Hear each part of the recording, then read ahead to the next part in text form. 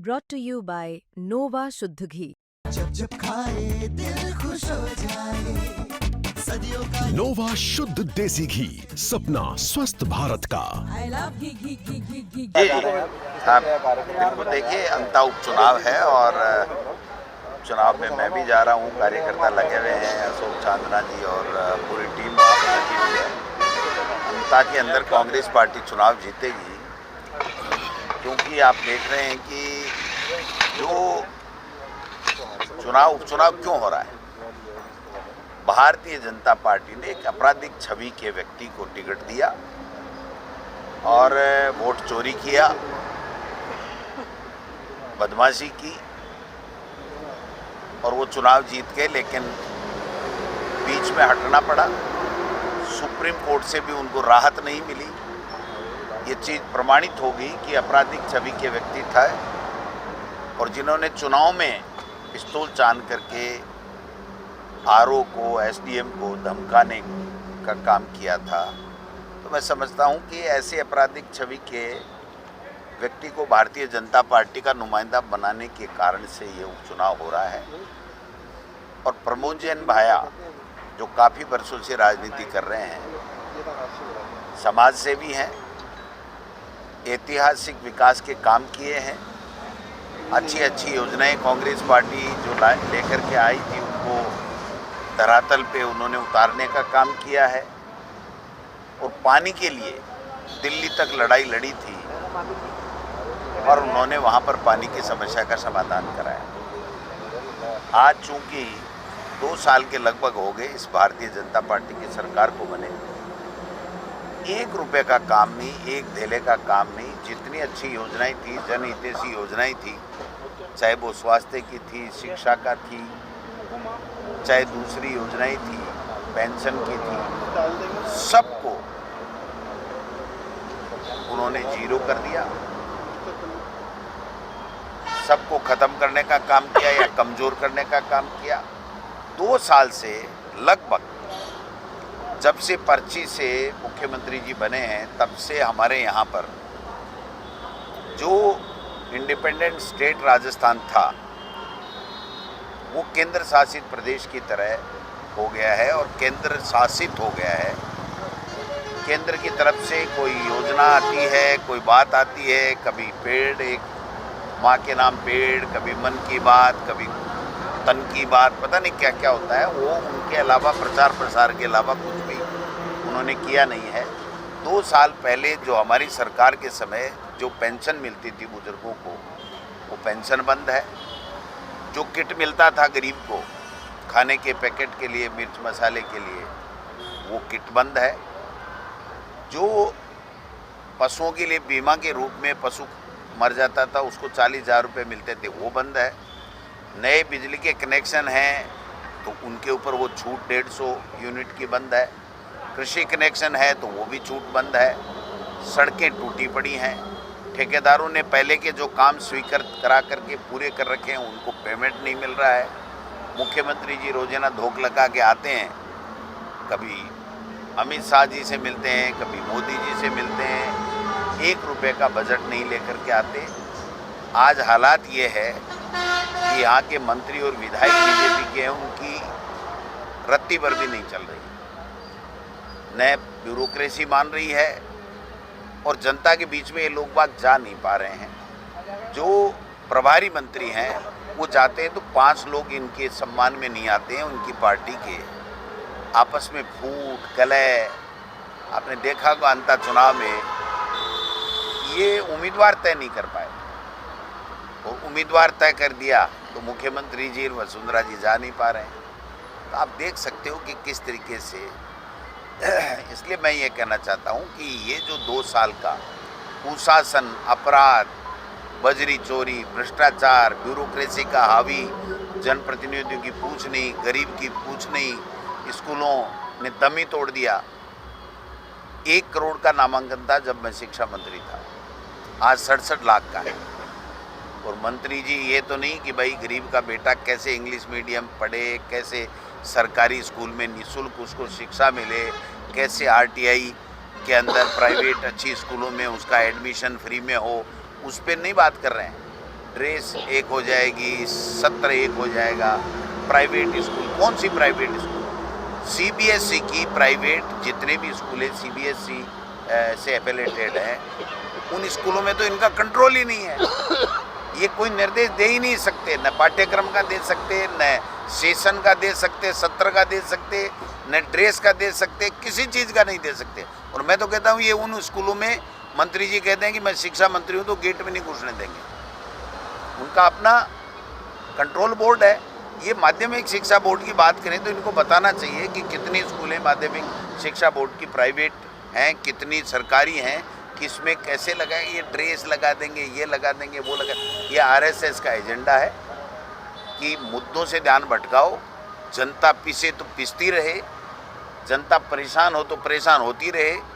झूठ बोलो, जोर जोर से बोलो और बार बार बोलो, जिससे लोग भ्रमित हो जाएं। धर्म के आधार के ऊपर लोगों को बांटने का काम करो, जिससे वोटों की फसल काट करके दोबारा वो सत्ता में आ जाए। लेकिन अब जनता सारी समझ चुकी है। अब आप बताइए, नगर निकाय के चुनाव और पंचायत चुनाव 6 साल हो गए, क्यों नहीं हो रहे? एसआईआर का नियम है निर्वाचन आयोग का कि जहां पर चुनाव नहीं हो और जहां पर 12 महीने से अगर कोई नगर निकाय या पंचायत राज का पेंडिंग नहीं हो तो वहीं एसआईआर होती है। यहाँ तो 12 महीने लेट हो गए, यानी अगर 4 साल ही हो जाते हैं, इस साल में चुनाव ड्यू होते तो ही वो नहीं करते हैं एसआईआर, क्योंकि अभी तो एमएलए एमपी तो 4 साल 3 साल बाद में है। तो इन्होंने जानबूझ के करवाया कि हम बचना चाहते हैं नगर निकाय और पंचायत राज चुनाव से, इसलिए आप ऐसा ही कर लीजिए। अब एसआईआर के चक्कर में फरवरी मार्च तो वैसे चला गया। ओबीसी आयोग को बजट नहीं दे रहे हैं, वो ओबीसी आयोग काम नहीं कर पा रहा है, न उसके बाद संसाधन है, वो कह रहा है मेरे को बजट ही नहीं, कुर्सी नहीं, गाड़ी नहीं, पन्ना नहीं, पेन नहीं। तो फिर ओबीसी आयोग बनाया क्यों और 2 साल लेट क्यों बनाया? ये डिले करना चाहते हैं। इनको पता है कि हम राजस्थान में हमने कुछ भी नहीं किया, इसलिए हम नगर निकाय और पंचायत राज चुनाव में जीत नहीं पाएंगे, इसलिए ये लोग बात अंता में नरेश मीणा नतीजे देवली उनियारा के हमने देखे, क्या मानते हैं कि अब नुकसान होगा कहीं ना कहीं अंता में?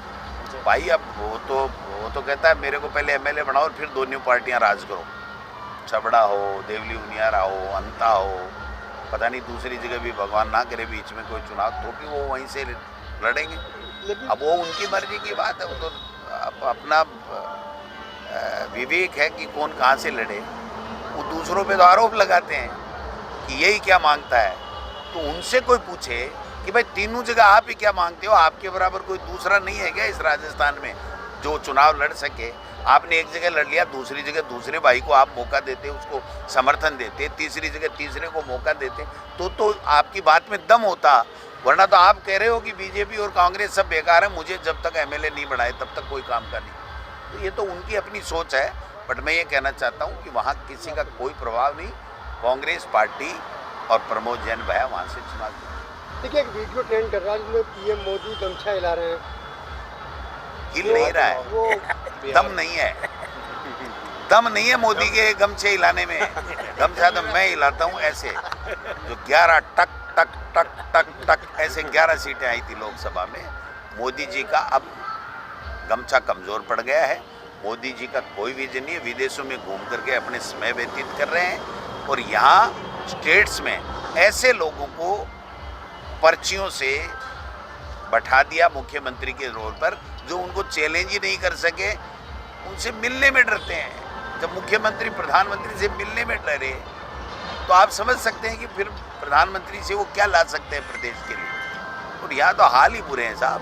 मंत्री लंबे समय से कवायद चल रही है राजस्थान में मंत्रिमंडल रिशफल होगा, तो किस तरीके देखते हैं विपक्ष के नेता को? तो भाई तो ये तो इनका काम है ना, करो ना। इनको खुद को ही पता नहीं कब क्या होगा। पता नहीं गुजरात की तरह पूरा ही साफ ही हो जाए काम।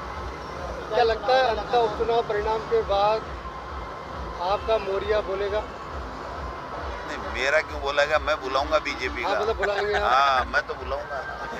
नरेश मीणा तो ये आरोप लगा रहे हैं कि मैं डोडासरा जी का मोरिया बुला दूंगा 12 रिजल्ट के बाद। कुछ भी बोल सकता है भाई साहब, उनकी शैली के ऊपर मैं नहीं जा सकता। वो मेरे पैर पकड़ करके कांग्रेस में ज्वाइन किया था उसने, और आज मैं जब देवली उनियारा की उसको टिकट नहीं मिली तो मेरे पास आया था और धोख खा करके उसने कहा था कि भाई साहब आप सही कह रहे हो, मैं चुनाव नहीं लड़ूंगा। और दूसरे दिन बयान दिया था कि गोविंद डोटासरा सच्चा इंसान है, अच्छा इंसान है। और उसके बाद में 4 दिन बाद में फार्म भी भर दिया, चुनाव भी लड़ लिया, हार भी गया, जेल भी चला गया। अब वहाँ भी चुनाव लड़ रहा है।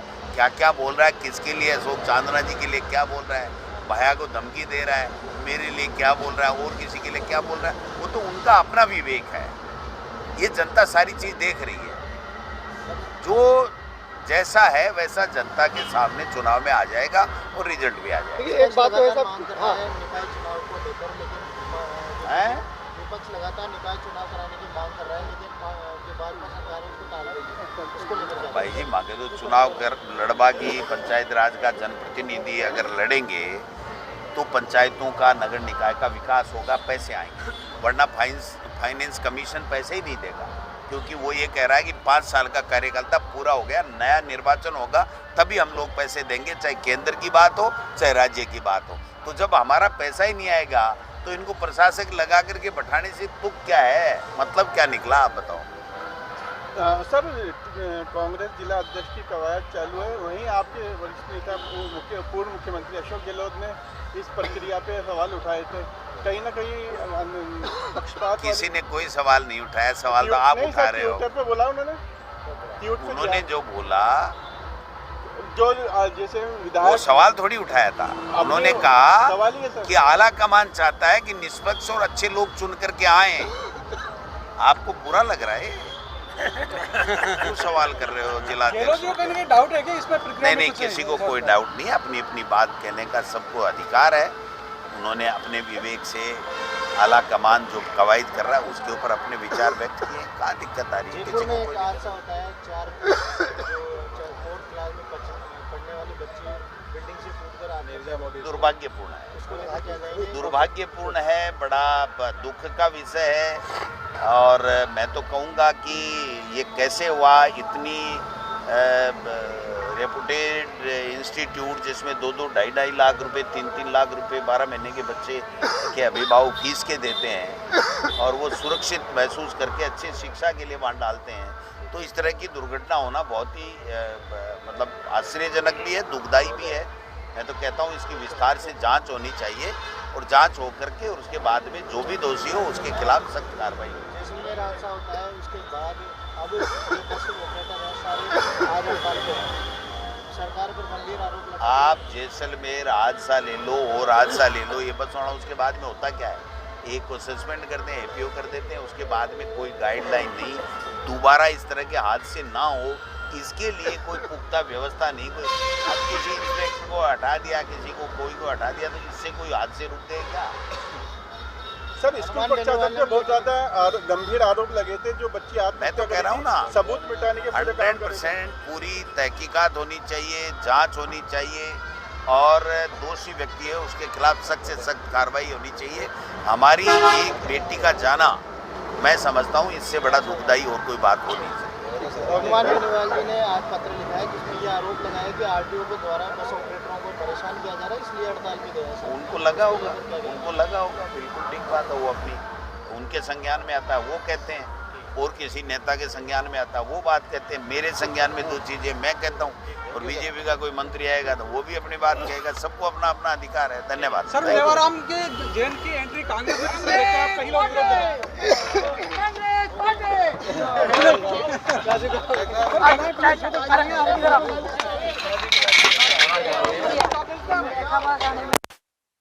हैं।